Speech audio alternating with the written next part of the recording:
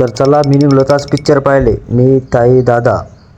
ताईची चालू होती तयारी. दादा बघत होता ताईकडे, कारण की उशीर खूप झाला होता.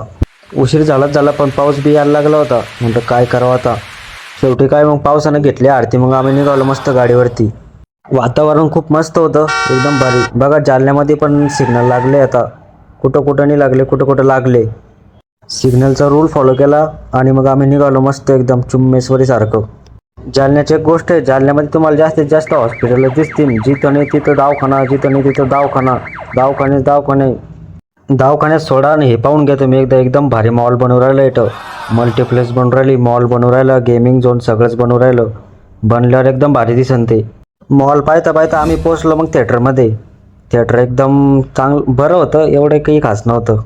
मग काय उतरलो आणि काढलं मग तिकीट दिसायला एस टीचं तिकीट सारखं होतं भाऊ. मग काय ताईन दादा वेटिंग रूममध्ये झाले होते बोर. 6चा टाईम आणि पहा किती वाजले होते इथं. वेटिंग भाऊ. मग गेलो थिएटरमध्ये. पिक्चर एकदम भारी होता. भारी इतका काही खास नव्हता पण बरा होता. पिक्चर तब्बल 3 घंट्याचा होता भाऊ.